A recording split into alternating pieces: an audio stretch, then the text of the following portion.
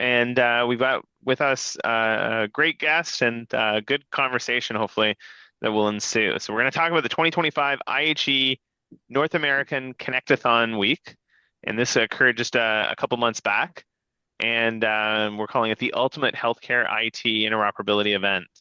And so with us today we have David Kwan, very familiar face, former co-chair of the Canada Health Infoway Enterprise Imaging Community, all around good guy and a person I consider my friend. And David is an informaticist. He serves as the just gonna mute everyone here, and if you Anyway, you're muted. Okay, terrific. Okay, so David is an informaticist serving as the current IHE Canada chair, and he represents Canada on the IHE International Board. David is a subject matter expert in the domain of structured in the domain of diagnostic imaging with a passionate interest in structured and synoptic reporting and standard terminology. David has a background in medical imaging, cancer imaging, tax, the imaging industry, and medical imaging business policy, and has been a healthcare administrator and as a provider and health system overseer in oncology. David is currently participating in health data and interoperability communities, including IHE Canada, IHE Radiology, HIMSIM Enterprise Imaging, Canada Health Infoway Enterprise Imaging Group, the SNOMED CT Cancer Synoptic Reporting Project Group as well. He actively promotes progressing the healthcare IT interoperability standards such as DICOM IHE, HL7, FHIR, SNOMED CT, and LOINC. David has led the initiatives in integrated multimedia reporting, or IMR, for both HIMSIM and IHE Radiology with Dr. Seth Berkowitz, who has presented here before, and Dr. Les Folio, who has presented here before, and Dr. Chris Roth, who has presented here before. Powerhouse trio there that he's been working with. David is an active member of the IHE Radiology Planning and Technical Committees, and over the last 3 years, he's participated in the development and publication of IHE IMR and IHE Integrated Reporting Applications, IRA, and recently developed and soon to be published the IHE Imaging Diagnostic Report, IDR. We have a really good session in store today. Before I begin, I just want to encourage everyone, join the conversation, jump on the chat, ask any questions that you have, and just a plug for the next month's session, which is with Ann Martell from Sunnybrook, and the exact title is coming soon, but it's going to be a discussion around AI and breast imaging. And if we have chance, we've been plugging this, there's a contest going on. I may try to announce this today on the call. If not, I'll post an email blast on the forum and inform the individual after a random selection has been made for someone to get a free entry to this amazing conference, which is MIIT Medical Imaging Informatics and Teleradiology, and hosted in Hamilton, Ontario on April 25th. So with all that said, David, I'm going to hand it over to you. And I'm going to stop sharing there. thanks, Jay. I'm assuming you can hear me. Yes, I can. Great. Let me know when you can see my display.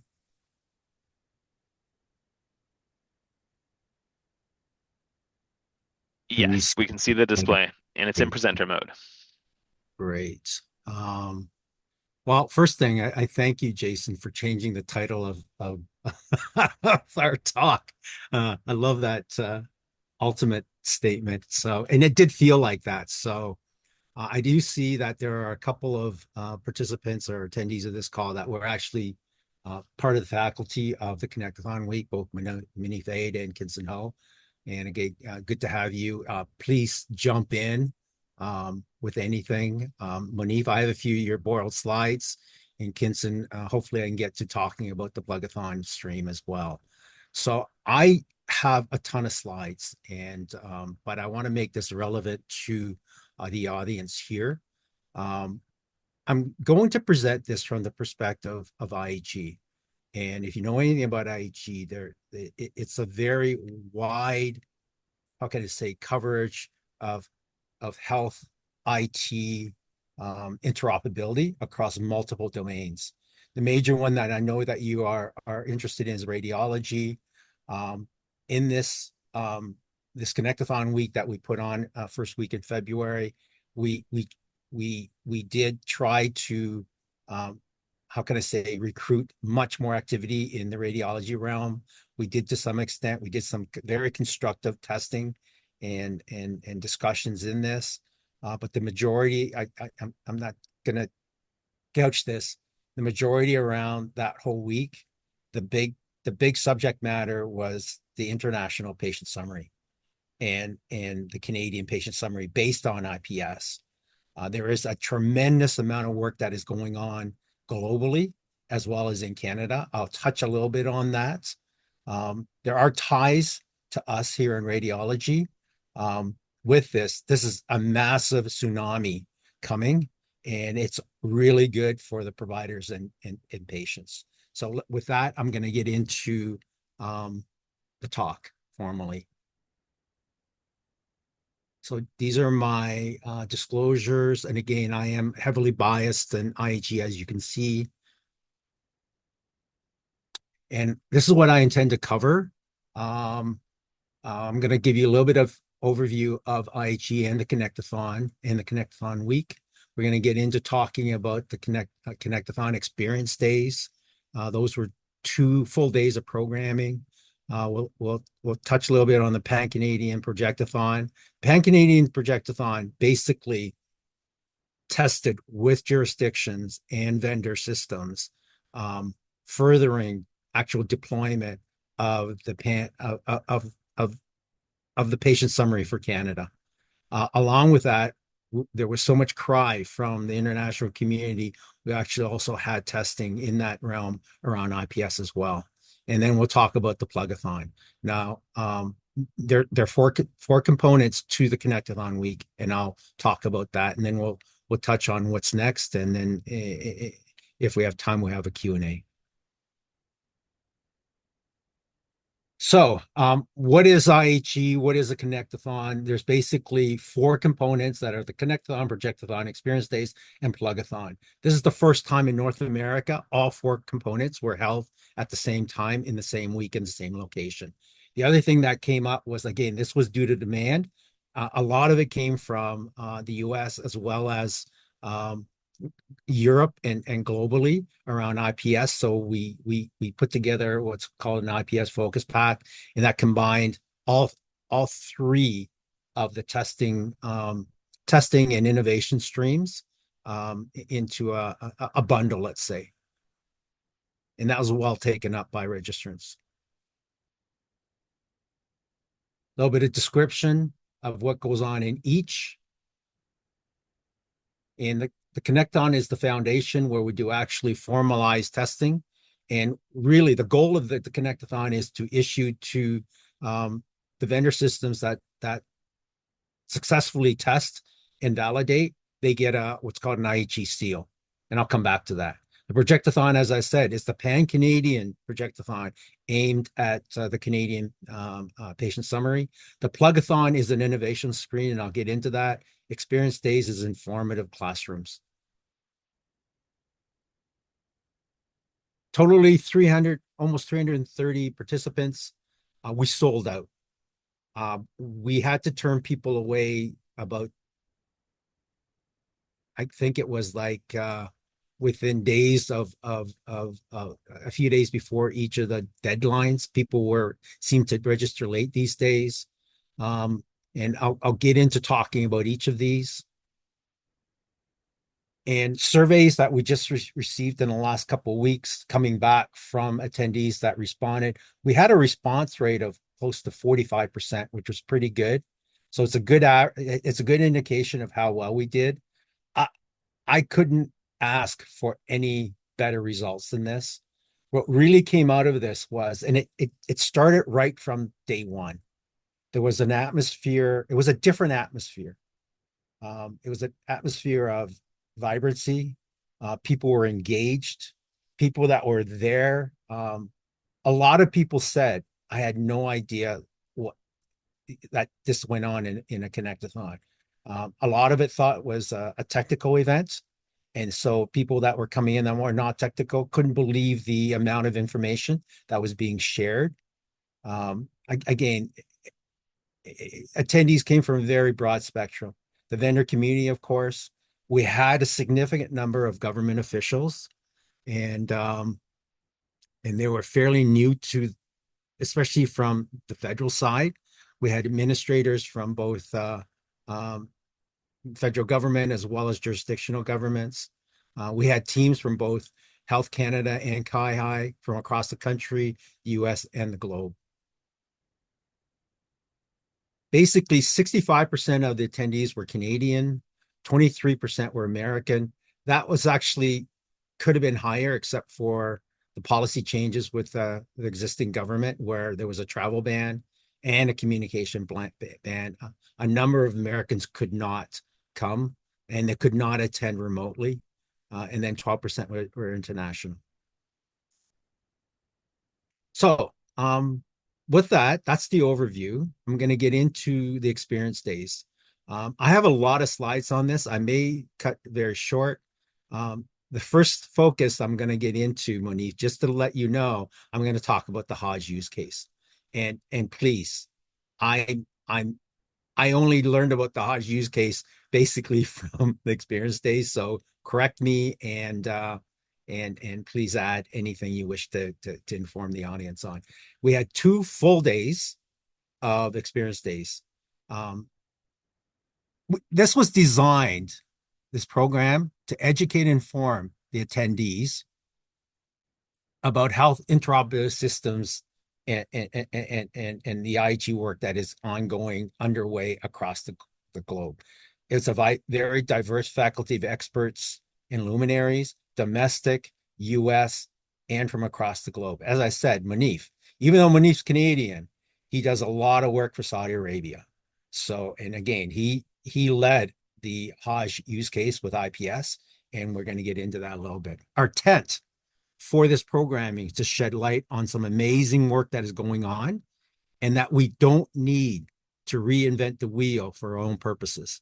We need to leverage the experience and the work that is going on globally, and make it useful to develop solutions in Canada that will provide for progress with helping both our patients and providers. So these are some highlights. These are not by far, this doesn't list everything. I am going to zero in on the Hajj use case. Dee Dee talked, and I think at another IHE Canada, she presented a whole bunch on TEFCA and care quality, which is really the US exchange of interoperability and exchange of clinical documents.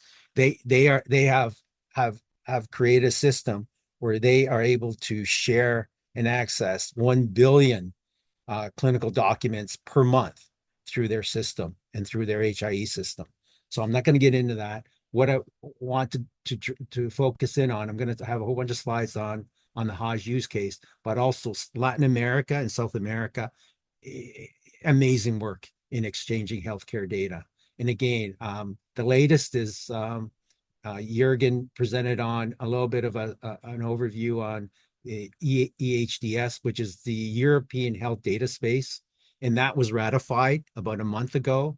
And that was talked about heavily at the HIMSS conference in Vegas a few weeks ago. And again, Abby Cowra from Infoway presented the roadmap and what we're doing in Canada. So that was really day one highlights. And anybody that hasn't met Monique, I met Monique. I've known Monique for close to 10 years through our working groups, but I met him in person for the first time, which was amazing. So amazing work that this gentleman does. And I don't know how he finds time in the day to attend our meetings and do his own work. So a little bit about the Hajj. And as I said, Monique, please weigh in. I've got 3-4 slides, and that's all I have on this. This really formally started. From what I remember Monique sharing with me, it took them 3 to 4 months to get this from initiation to actually starting to think about implementation. And this is phase one. They did do some testing in Italy at the European Connectathon last year, about a year ago, and they tested it at Trieste in Italy. Basically, what is the Hajj use case with IPS? They have put in place a solution where pilgrims to the Hajj, and I'm gonna go back a bit here. Excuse me. I'm just gonna go back to my notes here, and bear with me. I'm gonna read here. So, what the Hajj use case is a pilgrimage for it's a religious pilgrimage, and when it happens, it triples the population of Saudi Arabia. Okay, it's a 7-stage Hajj pilgrimage where they move from city or village or town to town, and it is in June, which is almost the height of summer. And at least, and the outcome of that is a lot of people, because of the heat and due to extreme temperatures exceeding 50 degrees Celsius, need health care. At least 1,300 people died due to that this past year in June, and that's the reason for this solution was to, when a provider meets someone that is close to comatose, they have no idea of the medical history. This solution enables that. They can either access the IPS, which is a defined set of healthcare patient data. It makes use of FHIR. It defines exactly what FHIR resources are available and used to exchange data. It is their most recent data, and you can, and a provider and a patient can access it either through their phone, through this QRS code, or through their badge, their identity badge. I hope I did the right information there, Monif.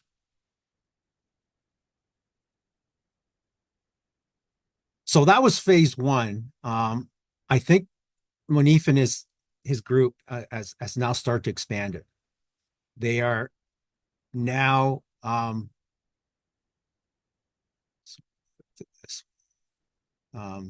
they're now expanding this to working with WHO, and they're adding much more countries. The phase one had inclusion of not only Saudi Arabia, but also Malaysia and I think Indonesia. So good luck to you on phase two. And I think the Hajj is around the same time this year. And we're dying to hear how it performs. So all the power to you, and thank you for the great work on this. So day two highlights that I'm going to speak a little bit on the first one, which is Alexander Berler. It presents on digital health policy from a European or international perspective about the North American policies, and I'm using some of his slides to actually educate the attendees here around the IHE process. You're going to hear a lot about the IHE process. Mainly because I think the federal government, especially Health Canada and IHE, have started paying attention to it. So I think there's political will to start defining how that fits in. Certainly Europe has embraced this, and they are using this for multiple initiatives. One is the EHDS. The other is multi-country access to images, which is undergoing refinement and publication with Charles Perzo. The other highlight I wish to draw on is bringing FHIR to market. And in terms of an IHE and HL7 FHIR collaborative approach, Graham Grieve talked about it. Graham Grieve was sort of the star to most technical attendees. Again, he being one of the founders of FHIR, and he not only talked about why we need to work together, which we already are, and I'll talk about that later. But also, Graham spent most of his time on the testing floor, helping solve problems and furthering interoperability. And then we also have some speakers that were talking about IHE's role in the United States path to interoperability. We're going to talk about social determinants of health. Some great work and a great panel in that as well. And I think I'm doing fine for time. So let me just get into some of the highlights here.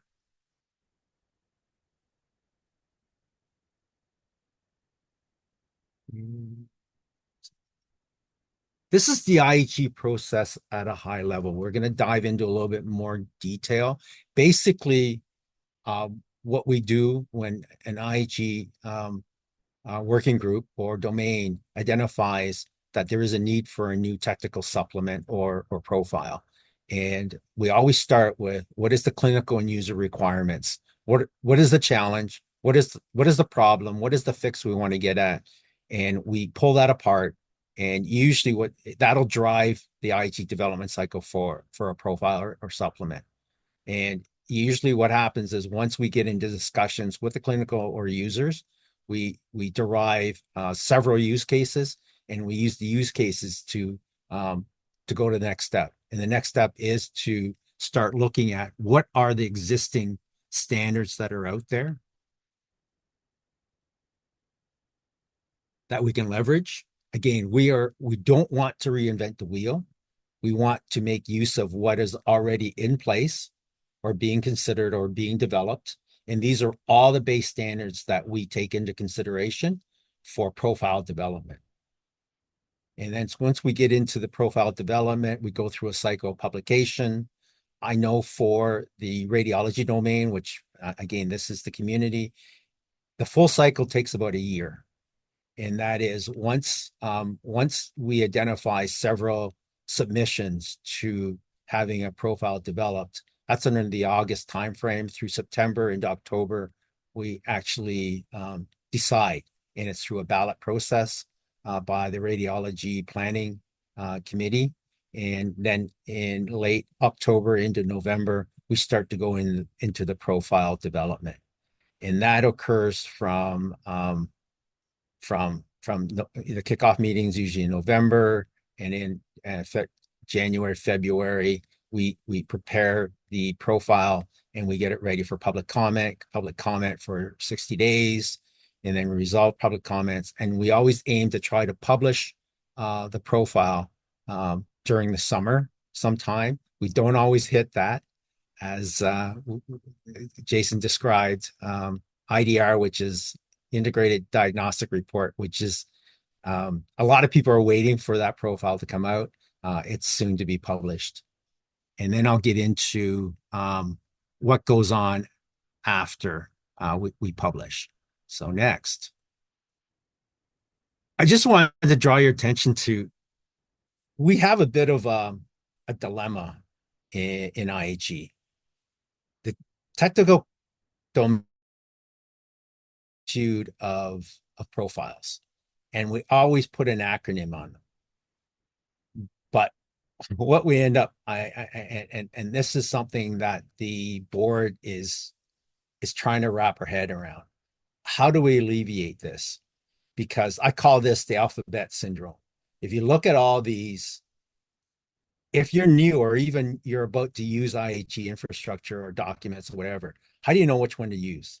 And what do they mean? So I call this the alphabet soup syndrome. So we need to get our heads around this and how to make it a little bit easier to understand and utilize. Right now, we mitigate that by having a fair number of experts, technical experts, and they have their domain knowledge, and we weed through it that way. But what we're finding is a lot of these experts are starting, like me, considering retirement and moving into the sunset, I guess, slowly. But anyways, what do we do? So another active activity that's going on at the board level is how do we bring in new blood? So more to come on that.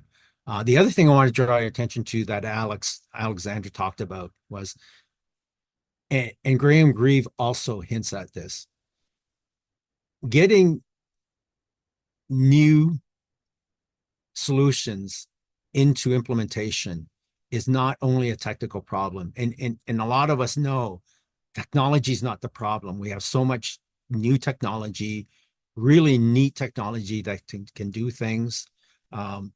Case in point is fire as well as AI. In the end, the linchpin in this is actually the social engineering aspects, and that is change. That's human interoperability. And there's 2 points. One point is that we need to align our interoperability with human interoperability. And the other thing I'm going to bring your attention to is the terminologies in data modeling is the base foundation for this. We can go ahead and I look at AI scribes.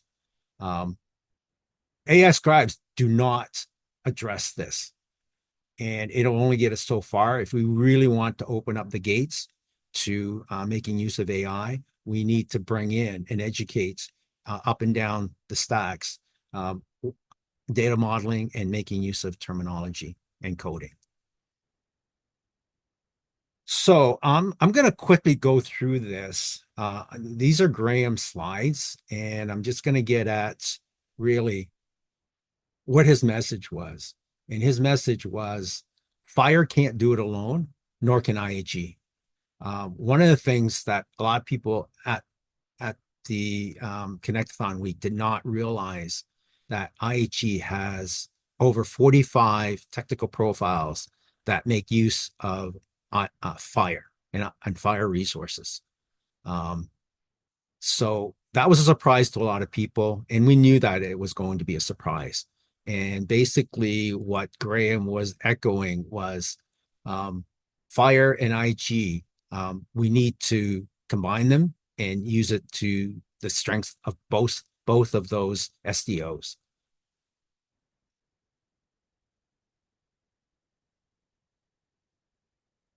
So this collaboration with IHE has been going on for the past 45 years. Kinson, probably for radiology, started it. He put in a lot of work around IMR, and in actually producing IMR, he also waded in on converting radiology technical profiles in a way that is modernizing it. What he did was he converted the final publication format in two formats. One is, of course, the old PDF style, but more importantly, it's the HTML. So it's a living, almost an implementation guide for IMR. And subsequently, he did the same thing with IRA, and Kevin is attempting to do that with IDR. So what it does is it modernizes the publication of a technical profile. ITI has been doing that for a long time, and they are undertaking all artifacts that are published within the ITI domain will be HTML in the next little while.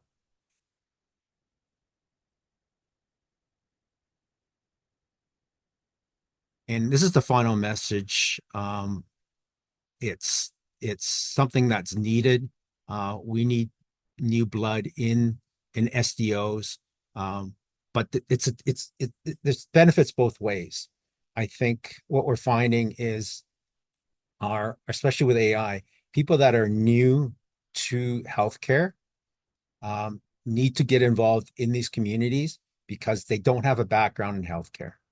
And us, on the other hand, we know all about the legacy systems, standards, and we need to be educated on things like AI. And it's a two-way street. I think we saw that. I know we saw that at the Connect-a-thon, where there were a lot of new vendors. At one point, when I was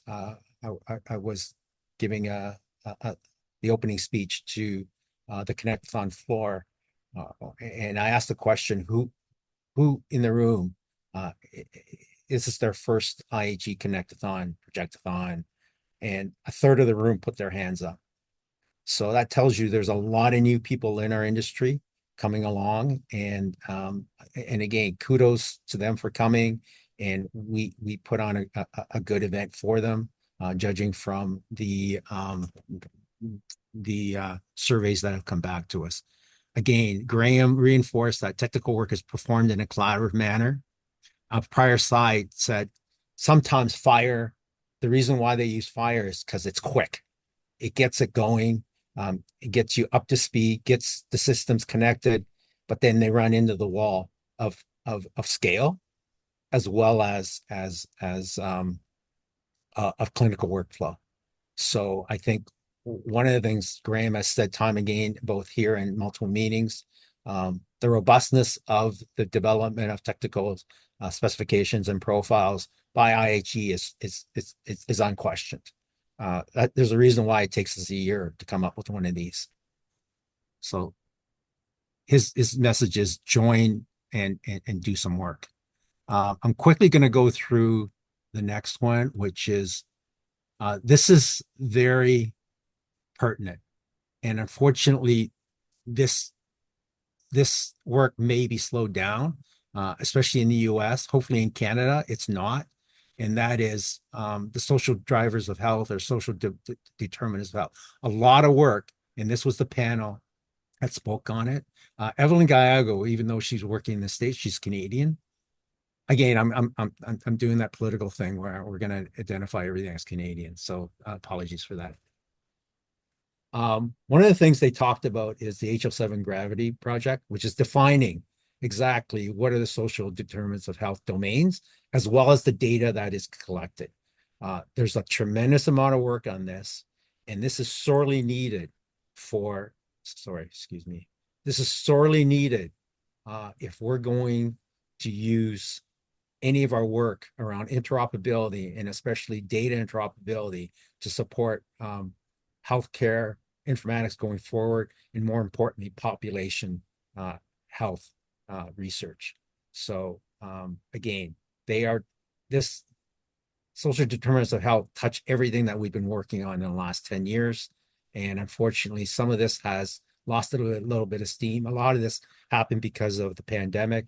And again, one of the lessons, what I'm hearing more and more, we should learn from what went on during the pandemic and keep it going. There seems to be some political will that is waning on that. And hopefully in Canada, we keep this going.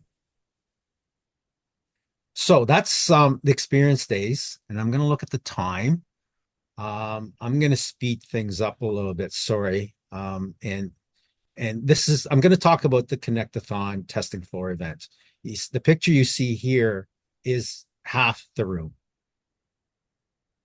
And it is the foundation for which the Connect-a-thon week is built upon. This is the IHE Connect-a-thon. Historically, we've used this to test the profiles that have been developed. And in the beginning, they were given green signals when they pass a test. That's been refined where their vendors are given a Connect-a-thon seal when they tested the whole profile, or the most, how can I say, the ones that are mandatory. And once it's passed and confirmed, they're issued a seal.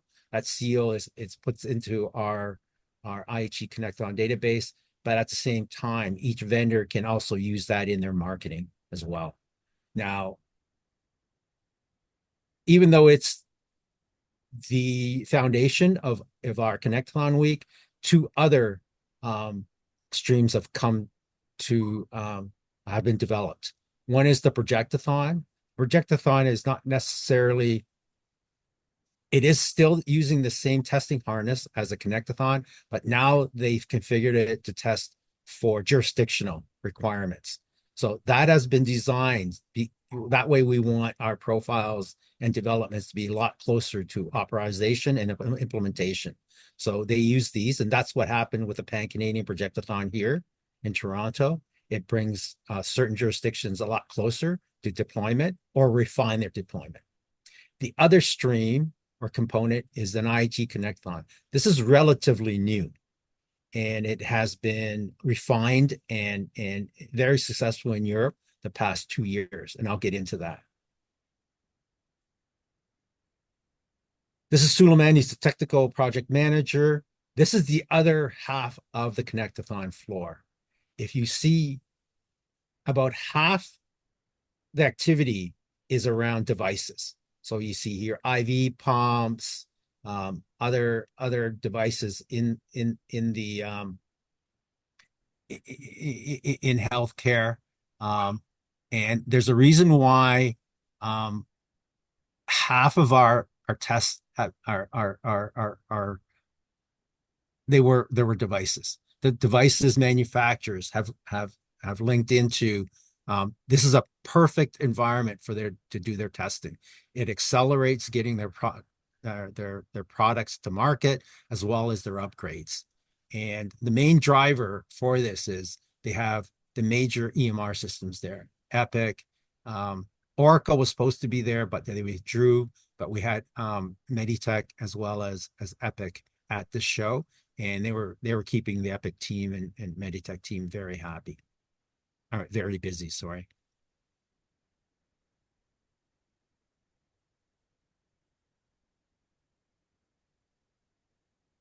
So just looking at my notes here.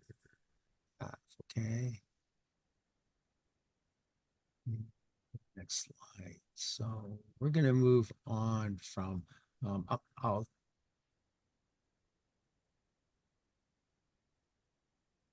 okay, so a little bit more about the Connect-a-thon floor. We also had a cross component to this. The last part of experience days, we conducted what we call VIP tours of the testing floor. The other thing, if you attend an IHE Connect-a-thon, is you would think from the amount of people that are in this room that it would be noisy. People would be screaming at each other. It's actually very quiet. And that's not that we're whispering. It's just there's a lot more thinking and coding that's going on than actual discussions. And whenever they have a problem, they'll jump up, go across the room to whoever they're testing with, and then they have conversations.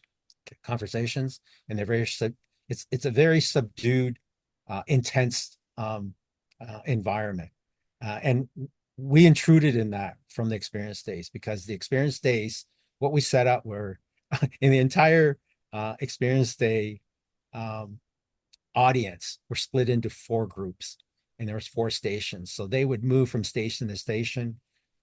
Each of the stations would have a vendor who would talk about, what their solution is or what they're testing, and then talk about it and then entertain questions. And those were hugely popular. We did disrupt work in a way. Our discussions were loud, and again, it was a big hit, and everyone took away that, again, statements like, I had no idea that this was the level of testing that went on, and I can see where vendors would want to come and accelerate getting their products into the marketplace. The big hits were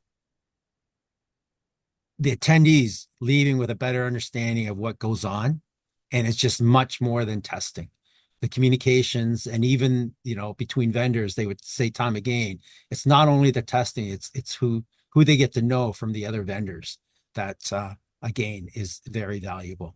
And the other big hit was the Epic team. What's amazing is if you look around, the average age is it's you would think, coders, young guys, AI, they're young, they're sitting there drinking their energy drink and pounding away. Certainly the youngest developers in the room were from the Epic team. And the questions, they always get asked, how old are you? So it was amazing to see. Okay, so a little bit about the statistics. As you see, almost half of the tests that were done in devices. The other was around IT infrastructure. And then historically, radiology would be always either half or at least a third. Again, we had limited participation, but we did make some advances, and I'll get into that. Very significant advances. Basically, these were preliminary stats from day 4.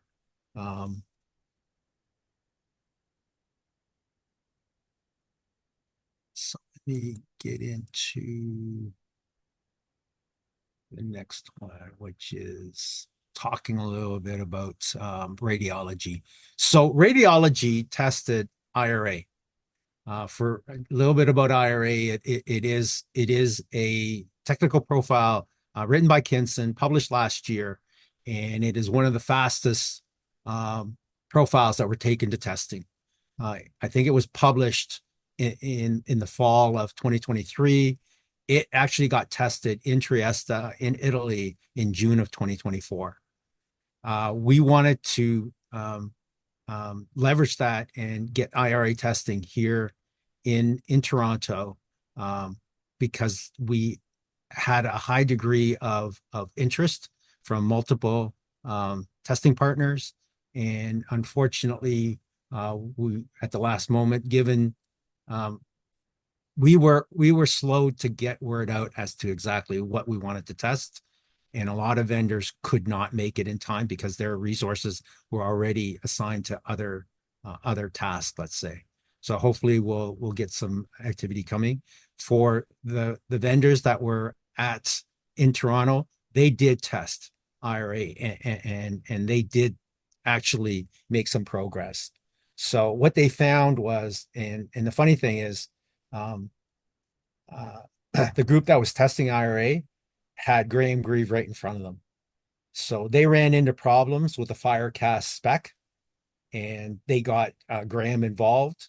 Graham actually zulipped the chair of Firecast and alerted him that these were problems that we're seeing in testing.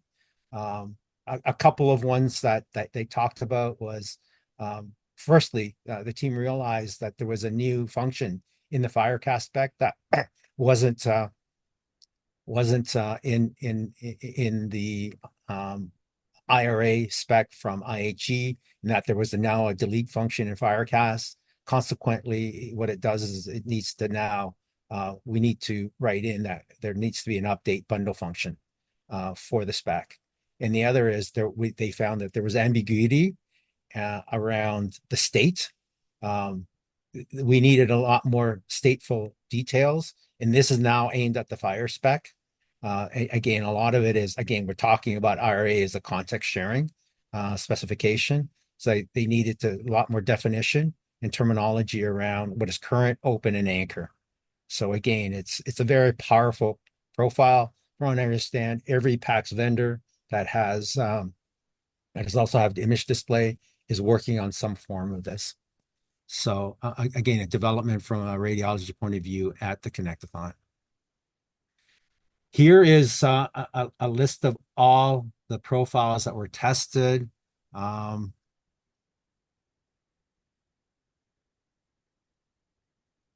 these profiles that were tested are determined by participant registration, testing requirement, and what we need is just not one and nor two. We need 3 testing partners in order to facilitate Connect-a-thon testing.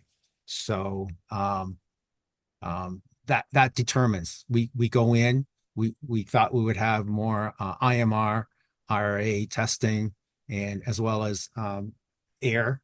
And we fell short a lot of times where there were not enough testing partners. But again, we will try to go ahead with that. Here is an example of a seal. This seal is significant, especially in Europe, because these are now starting to be put into government procurement specifications. And XDS is one of them that is aimed for both multi-country image access as well as the EHDS. And these are all the companies that were issued Connect-a-thon seals.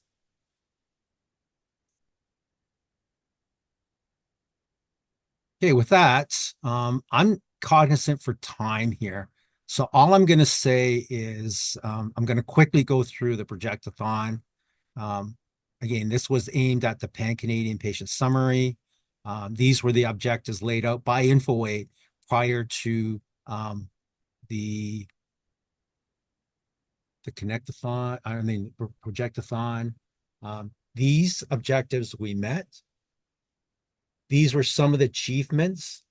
Again, this was something that was achieved on a pan-Canadian level. What was incredible about this is these were identifying issues that were based on the fire specification. But what we also found was there was a fair amount of mentoring going on. Vendors that were less comfortable with fire were helped out by other vendors. So it's a very collaborative, collegial atmosphere in the Projectathon, which was amazing to see. I think that contributed as well to the satisfaction scores. So a significant when I looked at who was new, I think more than 80% or 75% of the new were actually coming from the Projectathon floor. So that was good to see. So again, we collected suggestions and challenges. We know we could make things better if the Connect-a-thon is coming back to Canada. I know next year it's going to be in the US. It could come back the year after, but again, we're gearing up for this. Was great. How can we make it better? Okay, Plugathon. The Plugathon was this was something that I think we're overly ambitious on. We designed 5 tracks based on what we thought were the hot topics. And what happened was 2 we kind of missed the mark on, but 2 we actually were way more successful than we could ever imagine. And the 2 that were really well attended was the track number 2, IPS, and track number 3, which is advancing pan-Canadian shared interoperability. I take that away as wins for Canadian healthcare for our patient and providers.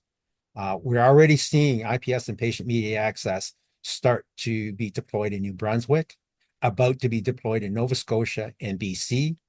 There are active projects that are going on in Alberta. And it's good to see that this is happening. If you're not familiar with patient media access, it's very similar to what Monif has put in place, where you have a patient app and you can grant access to provider, specialists, or whatever, access to your patient summary. And what the 2 huge ones that I hear time again is comorbidities and medications. Any specialist that is taking on a patient for the first time may not have that, may be missing in their access.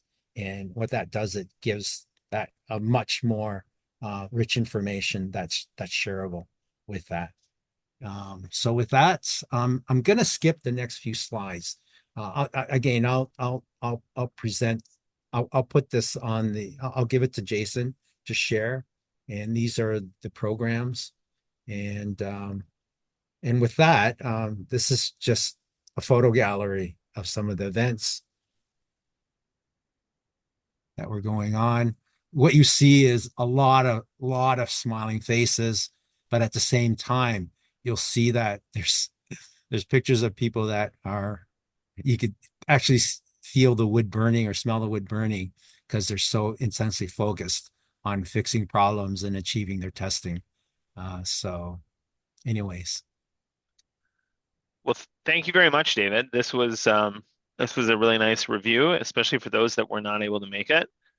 There were some comments and questions about being able to access the slides. So yeah, we'll make sure that those are available. And just to say, we had 2 social gatherings, if not 3, and maybe part of the smiling faces is the food. So anyways, and I end with this slide because this is who the participants saw right in the beginning. And I have to tip my hat. Infoway put their entire operations at our disposal and focus. Without them, we couldn't have put this off. So kudos to them. I wanted to slip that in here. And this is next. HIMSS Europe is coming up, as well as the European Connect-a-thon. So with that, I'll take questions. Okay, so we'll open it up to the group. The one question that we did see was access to the presentation, so we'll make sure that we definitely have access to that, and we'll share that out through the forum and through other means as well. So please let us know. Monif has his hand up, so Monif, feel free to unmute yourself and share Yeah, your thoughts. thank you, David. Thank you, Jason. As usual, great presentation, a lot of information. It's not a question, it's just to add to what David had said. In Saudi, last year we have three countries participated, Malaysia, Indonesia, Oman. This year we have a confirmation from UAE, Dubai, Abu Dhabi, Thailand, Egypt, might be Turkey. So we do expect another five countries. So hopefully with the three countries totally we'll have eight. And those are with a large population of like Egyptian pilgrims about 80,000. Turkish the same 80,000. Malaysian and Indonesian more than 2020. So 2,220. So that will help us to cover really a good portion of pilgrims during Hajj, and just wish us all the best. And thanks again, David. Was really well organized event. I wish to see that happening again in Canada and come back and see you again. Thank you all. Man, we It's got you fooled, Manif. We're scrambling behind the scenes, especially around the Plugathon. But anyways, thank you for sharing your use case, and thank you for the additional information. it's nice to see that the wet weather, the cold weather, didn't deter you at all from coming back, Monif, for another Connect-a-thon. There's no other questions. We're at a little bit of, we're getting close to the racetrack here. Maybe yeah, I'll give anyone some chances here in the next little while to add some comments. And back to what I was saying before about MIIT, I was able to kind of go through a randomizer poll here, and there is someone that has one that is in attendance today. So it is Jeremy Benoza. Jeremy Benoza. So I will reach out to you directly and we can coordinate that. And you've got yourself a free ticket to attend the MIT Medical Imaging Informatics and Teleradiology that'll be hosted in Hamilton, Ontario. And for all those that didn't win, it's a very affordable ticket to be able to go. So I highly encourage anyone. Some great sessions, and beyond the sessions, it's always a really good opportunity to interact and network with the people. And Monif's got his hand up again. Last minute, we plan to do by end of April, like 2 hours online meeting about the IPS, and I don't know if you don't mind, guys, to send you invitation to participate, because we will discuss the specs, the new release 2.0, the JSON encoded one release will be released by WHO. Give the folks an overview what's happening in the coming next Hajj, and what other changes in the consent and the specs. So if you are okay with that, David, I'll send you an official invitation on behalf of the organizer. Over to you. Yeah, and I'll get that out to the IHE community as well as the fire community. Like we'll hit all of Info Central, different communities, and if you can send that to me and Jason, we'll get that out. Just as some more information, the IPS, there's three mandatory fire resources that are optional for IPS, but they're mandatory for the patient summary. One is medications, the other is DI results, and I forget what the other one was. Oh, allergies, and which is very important. It'd be interesting to see at that meeting what happens with those optional ones, because in Canada we made them mandatory. And then the last thing is the next North American Connectathon. Right now, the data's been shifted. Monif, we're taking it out of our winter, and we're going to do it in the fall, October, and I think it's going to be on the eastern seaboard of the U.S. Good, great. So I see used you to live in there. Vancouver. It's totally different weather. Anyway, Yeah, yeah, yeah. Yeah, I think that was by popular demand, guys. So with all that Hey, said, David, thank you very much. Really yep. appreciate it. It doesn't look like there's any other further questions coming in, so we'll give you a couple minutes back to the rest of your day. I hope everyone else has a terrific weekend, and we'll talk next month when we have Ann Martell talking about AI and breast imaging. And it'll be focused on the pathology and the radiology aspects of how AI can fit into breast imaging workflows. All the best, Thanks. everyone. Have a great Thanks day. for the opportunity.